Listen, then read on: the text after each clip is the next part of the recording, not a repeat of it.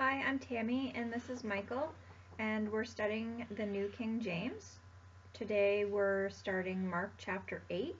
We finished chapter 7 yesterday, and Michael is going to say a small prayer before we get started.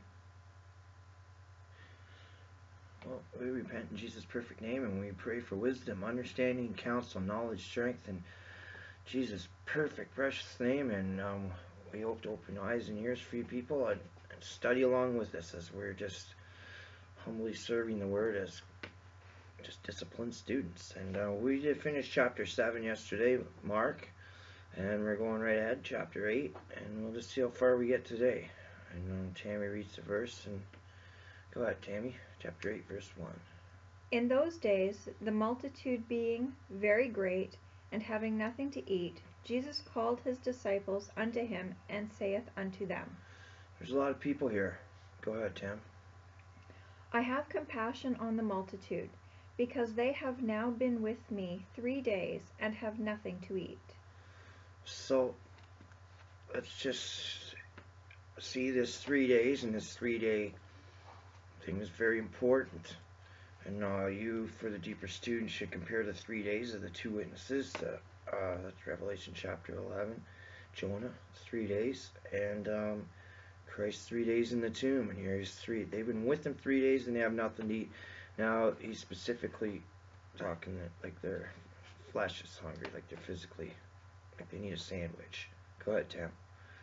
And if I send them away fasting to their own houses, they will faint by the way, for divers of them came from far.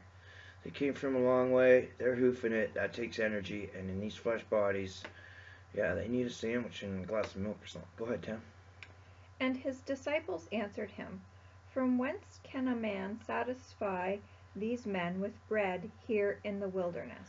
So the disciples saying, Jesus, man, there's like no bakeries here, and there's no 7-Eleven, and I don't see any Zayre's grocery store. So that's what they're asking him, and fair enough.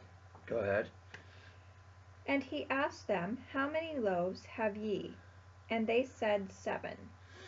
7 loaves. And that 7 is spiritual completeness. And when you have Christ in you, you're spiritually complete. And let's just, this is the second feeding, and this is no sideshow, and there's a lot going on here, and I actually took a lot of notes today, so I'm going to be referring to them. So, spiritual completeness is the perfect amount for as many people as there are. Jesus Christ, the bread of life, it doesn't matter if there's one or if there's a million. It's a perfect amount of truth and spiritual feeding for your eternal soul and your salvation, and even for us in the flesh. Your only chance at what's that I usually say? Inner peace. Go ahead, Tam. And he commanded the people to sit down on the ground. And he took the 7 loaves, and gave thanks, and brake, and gave to his disciples to set before them. And they did set them before the people. So, he didn't. Okay, let's just look at this. Read this carefully. These people are hungry. They've been falling for a long time. And what does Christ demand? As any natural order of things, that's going to be part of the theme of this lesson. He commands discipline and order. You sit down on the ground, and in the last feeding, remember, he made them sit in a certain amount of people, like probably 50 people, 100 people, so-and-so. I can't remember. And he took the 7 loaves and broke the bread and gave thanks. And then, just like this book, which represents the bread of life, God gave it to us through Christ, the natural order of things. He gives understanding to disciples, and the disciples feed the people. And they become disciples and feed more people. And this is how he's doing it. This is an analogy using a tangible thing like we can see with our flesh eyes. And as I say often, you must close your flesh eyes and open your spiritual eyes to understand the eternal message going on here. Anyways, natural order of things as God sets it up. Go ahead, Tim. And they had a few small fishes, and he blessed and commanded to set them also before them. So, fishes, Christ did not serve the people. The order of things is disciples serve the people. Therefore, when you get the bread of life served to you, you must have a duty to serve it to others.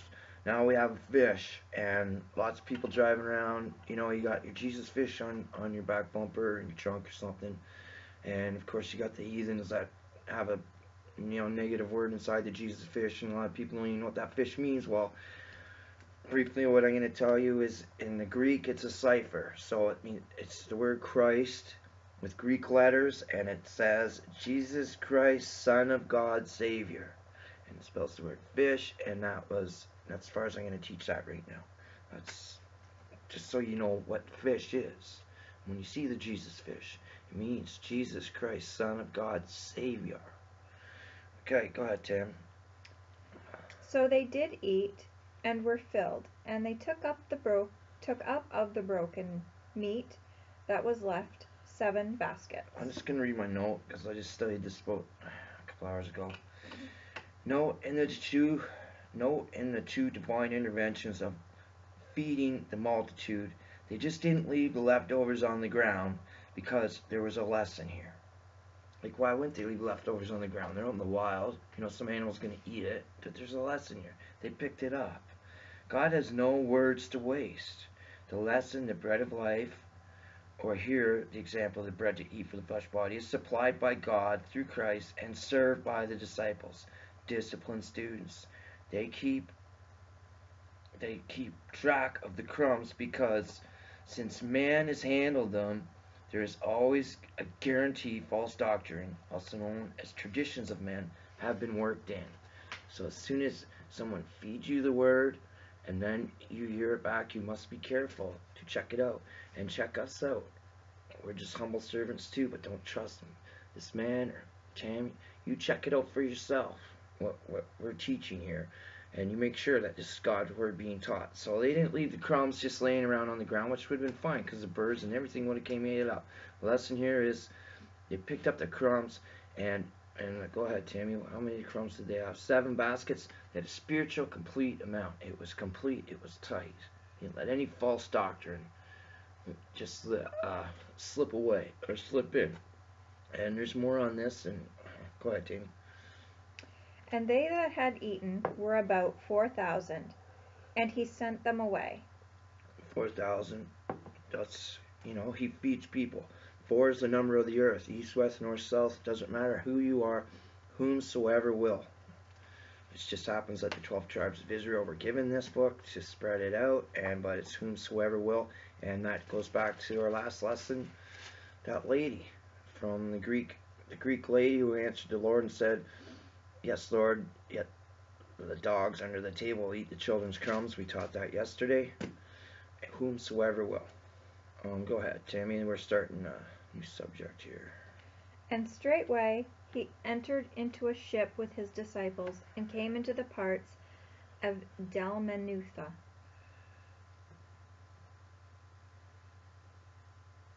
So I just have to go back, and there's one little extra thing here about crumbs or what's left over. And when the word gets touched by man, and the bread got touched by man, it came from God. Christ broke it. It was given to the disciples, and it was given to man, and then there was crumbs left over. Well, for the deeper student, I can't help it. During the millennium period, when you have an opportunity to cross that millennium divide, when you come back into the side where Christ is, you have to sit there and you have to be cleansed, because false doctrine will work in so subtly, and we're going to find that out even more. This really gets driven home here in chapter 8. So, and straightway he entered a ship with his disciples, and so they went somewhere else. And 11. And the Pharisees came forth and began to question with him, seeking of him a sign from heaven, tempting him. Like, are you kidding me? Like, this is the church now. This was the church back then. It's the same now. It's the same as it always be. Questioning Jesus Christ, Emmanuel himself, like he's standing there right there in the flesh after all the healings, the teachings, the feedings. And this is what they do. This is what the heathen do. They just, they're just going to let anything come out of their weak little flesh minds. And these were the church leaders. Go ahead, Jamie, 12. And he sighed deeply in his spirit, and saith, Why doth this generation seek after a sign? Verily, I say unto you, there shall no sign be given unto this generation. Yeah, and to you, buddy, in the big giant fancy suit. He's the sign. He's standing right there. He's fulfilling prophecy. Let's see, Psalms 22, Zechariah chapter 8. Like it goes on and on. Christ was the sign. They didn't even see it. It was right in front of it. So go ahead. And he left them, and entering into the ship again departed to the other side. So he's taking boat rides here and there. Go ahead, Tim. Now the disciples had forgotten to take bread, neither had they in the ship with them more than one loaf. Well, you know what? Like, we gotta think. Like, these disciples before this were just fishermen, and, you know, like, there wasn't much pressure on them. So we're just gonna have to think, like, all of a sudden they got all this going on. All of a sudden they're getting swarmed. There's multitudes following them. We got Emmanuel, you know, the Christ, the Anointed One, teaching them and sending them out on the new mission of life. And so they forgot. What did they forget? Man, they just picked up 7 full baskets. And these baskets in the original language are more like hampers, like big baskets. They just left them there for some reason. Doesn't matter. And now they're probably all blaming each other, but it's just weakness of the flesh. What be you? It doesn't matter. God's always teaching. He has no words to waste.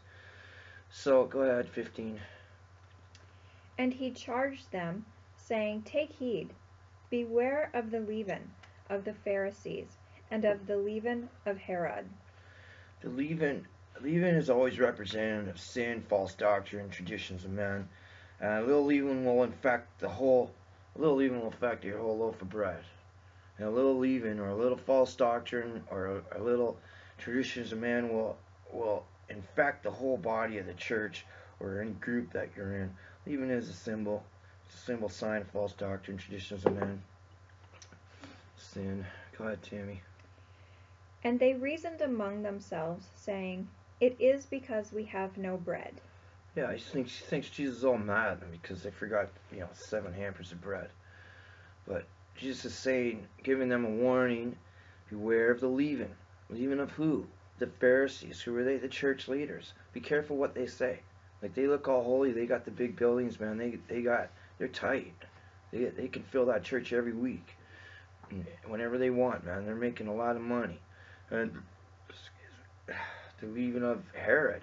Who's Herod? He was just the government, just making up their own rules and laws and stuff like that. Beware of this stuff. This is for us. And don't forget, of course, I can't remember. Paul says, all these things, everything from Genesis to Revelation, were examples for us in the end times. This isn't just all. This was written way back then. This is all examples for us to be applied to us in our day-to-day living. Go ahead, Timmy. And when Jesus knew it, he saith unto them, Why reason ye, because ye have no bread? Perceive ye not yet, neither understand? Have ye your heart yet hardened? Go ahead, 18. Having eyes, see ye not? And having ears, hear ye not? So we got wait, that's it. It's in that. And do ye not remember? Okay, sorry. Sorry. Okay, go ahead. So, the 12 disciples, they just fed 4,000 people. They forgot the bread, 7 bushel baskets of bread, hampers. They might be tired and stressed out, and now Christ just hammers them. I shouldn't say that. Well, possibly 7 questions. 7 questions. Bang, bang, bang, bang, bang, bang. And it's like the flesh mind and the body mind is weak. Christ has all honor, power, and glory, strength. You must pray for it. So these 7 questions. Basically, I want you to answer these for yourself in your own life. You can ask yourself these questions all the time. So go ahead, Jamie. We're not going to review these questions. Go ahead. 19. When I break the 5 loaves among 5,000, how many baskets full of fragments took ye up? They say unto him, 12. 12 is governmental perfection in biblical numerics. Go ahead, Tammy. And when the 7 among 4,000, how many basketfuls of fragments took ye up? And they said, 7. So you have, 12 is governmental perfection. 12 is how many patriarchs there were. 12 is how many disciples, apostles there were. 12 is how many tribes of Israel there were. It's governmental perfection. You could say he picked up a basket for each tribe because these people are responsible for distributing this word to whomsoever will. 7 is spiritual completeness. And again, they just didn't leave the bread on the ground. Like, who would even care? A piece of bread leaving on the ground because a squirrel or a rabbit or some bird's going to eat it. And you're way out in the wilderness and there's no trash cans anyway. It's only bread. No, it got picked up properly. There's a proper order to keep in mind as you try and learn this. And he said unto them, and go ahead, Tammy, you're better at reading the verses. And he said unto them, how is it that ye do not understand? So, also in this verse, fragments. Fragments means, be careful. Like, when you're picking up these, fragments, if you spread the word, and you've been taught, and then you go and listen to someone else teaching it, because they picked up a fragment, like me and Tammy picked up the fragment, and we asked for wisdom, understanding, counsel, knowledge from God so that we could share it, and so as we're teaching, then we hear back from people, we have to be careful of these fragments, because these fragments could contain leaven, and they could contain traditions of men, other doctrines, philosophies, blabbermouths, you name it. So you have to be very careful with the fragments of what's being, what's being left over. I'll just leave that at that, and then you can settle that in your mind. And then Christ again, how don't you understand this? Be careful. Be careful of the leaven of the Pharisees and of the leaven of Herod. Be careful of governments and church systems and traditions of men and cult type things that ask you how to think certain ways. Go ahead, Tammy. We'll just leave that at that. And he cometh to Bethsaida, and they bring a blind man unto him, and besought him to touch him. I gotta finish up verse 21 first. In conclusion to my little trying to teach there, 21, how do you not understand? Christ is your bread of life. And even to pound it home more, he was born in Bethlehem, which means house of bread. Like, it's just over and over. It's got to be the most repetitive book I've ever read in my life. And then we have a new subject here, and we're going to continue. And go ahead, Timmy. Okay, you already read that verse. And this blind man, and he come up to Bethsaida, and a bunch of people brought him a blind man. They all have faith. They bring this blind guy to him, and they just, can you please just touch him? Can you please just touch him? We have faith. 23. And he took the blind man by the hand, and led him out of the town. And when he had spit on his eyes, and put his hands upon him, he asked him if he saw aught. You know what? He didn't wind up and hawk loogie. I've seen it on TV, and I just about lose my mind. He didn't spit in his face like someone rude. He anointed with the holiest water you could ever get. Go ahead. He just touched him. He touched his tongue. Jeez, come on. These super preachers, you make me want to vomit. Go ahead. Sorry. And he looked up and said, I see men as trees walking. Now, here again, when I was taught this a long time ago, in massive frustration, someone saying that, oh, Jesus, look at all he's been doing, feeding all these people. And Jesus has been doing this and doing that, and he's just tired, and he wasn't able to pull this one off. And so this guy, when he looked around, he just saw some trees, and he just couldn't quite pull it off. Give me a break. Jesus not only was teaching so far in depth, even farther in depth than I could even imagine myself, he was teaching not only the Garden of Eden, he was teaching Ezekiel chapter, I might wrote it down because I read it this morning, 31, I usually say the wrong chapter. He was teaching in the God about the Garden of Eden, and trees utilized just symbolize people, including Christ and Satan, the tree of good and evil, and the tree of life. And the trees are like used to describe us sometimes, like we have limbs and a trunk, and so on. And you can read those verses for yourself that I referred you to. But you saw trees walking. Okay, that's fine. Go ahead, Tim.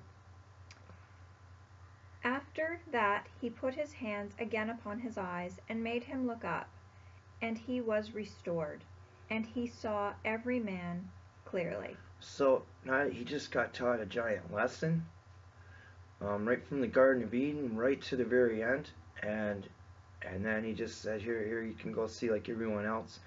And go ahead, Jamie, 26. And he sent him away to his house, saying, Neither go into the town, nor tell it to any in the town. Yeah, you know why? Because if you go around and telling this and start Bible thumping, it's just gonna backfire. Like, people are gonna see it for themselves. People that want to see it. Someone doesn't want to sit there as two philosophers playing chess or something, thinking they know everything about everything. They don't want to hear, yeah, Jesus Christ over there. They're just gonna mock you till the sun goes down. I'm telling you that much. So it's just one reason not. Go ahead, Tim. 27. And Jesus went out, and his disciples, into the towns of Caesarea Philippi. And by the way he asked his disciples, saying unto them, Whom do men say that I am? So they're tripping around, and Christ goes to his disciples. What are people saying? Who am I? What are people saying about me? Who do people say that I am? Go ahead. And they answered, John the Baptist. But some say Elias, and others one of the prophets. So that's just Elijah, and that's just the Greek way they just spelled Elias. I don't know. So first off, John the Baptist was not Elijah. The book of John, when John the Baptist was asked, "Are you Elijah?" John answers, "No." Matthew chapter 14, they did not accept John, and they beheaded John. They also didn't accept Christ. Luke chapter 1:16, John came in the spirit of Elijah. So, and remember that in the last chapter, Malachi says, "Behold, I will send you Elijah the prophet before the coming of the great and dreadful day of the Lord." So Elijah's yet to come, but he came in the spirit of Elijah. But they're asking who Christ is, and he's just trying to figure out. Well, Christ isn't trying to figure out. He's just asking these guys, what are people saying? Okay, go ahead, Tim. And he saith unto them, But whom say ye that I am? And Peter answered and saith unto him, Thou art the Christ. Yeah, thou art the Christ. Everyone knows what Christ means, the anointed one. Yeshua means salvation of Yah, and Yahweh, just a short form. Messiah is the Hebrew way of saying the anointed one. So Peter knew who he was. 30. And he charged them that they should tell no man of him. Yeah, don't go around saying Christ's here, Christ's here, because you'll look like a loon. Go ahead. And sorry, Jamie. I'm sorry. And it wasn't time yet to be called the anointed one. Furthermore, go ahead, Tim. And he began to teach them that the Son of Man must suffer many things, and be rejected of the elders, and of the chief priests and scribes, and be killed, and after 3 days rise again. Well, what is he talking about? You know what? It says this. That's the first advent, and there's a second advent, and this is not new here. Zechariah chapter 9, verse 9, verse 10 has first advent and the second advent. And I'll give you another spot that you can look around. Psalms 22, which I always talk about. So go ahead. It's pure prophecy, anyway. And Isaiah. Go ahead, Tim. And he spake that, saying that openly, and Peter took him and began to rebuke him. Oh, so Peter's like, what do you mean these guys are all going to come kill you? No way, man. No way, man. I'm here, man. I'm a fighter. I'm a sword. Like, I had a little fish. We had, fishermen and, there's robbers all out there. There's a really crappy police force, man. I'll protect you. You know, remember Peter sliced that guy's ear off?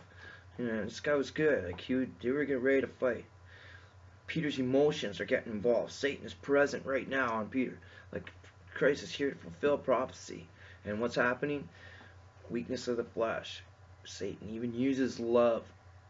Loving the wrong way. Go ahead, Tim.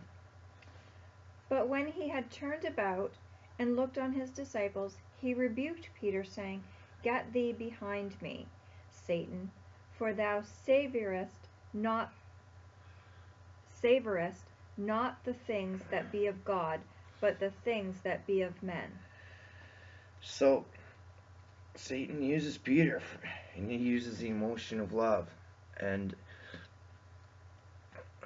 Christ sees that. Oh wow, Satan just dumped his evil spirit right into Peter here, and it looks good, because Satan comes peacefully and prosperously. He doesn't come in a red suit with this little thing, pitchfork, and he just got right into Peter here, right beside Christ, and Christ recognized that right away and says, Get thee behind me, Satan, for thou savorest not the things that be of God, but the things of men. You know, you have to let this prophecy come as true. This is God's plan. So don't try and interfere with it. Don't try and be a hero. You know, so Peter was just all emotional, and just like, this is just a good example of the weakness of the flesh. And you know what? We're gonna stop there for today, and we'll pick it up. We'll finish verse 8, and I hope you join us. And for me and Tammy, have a great day. Thanks.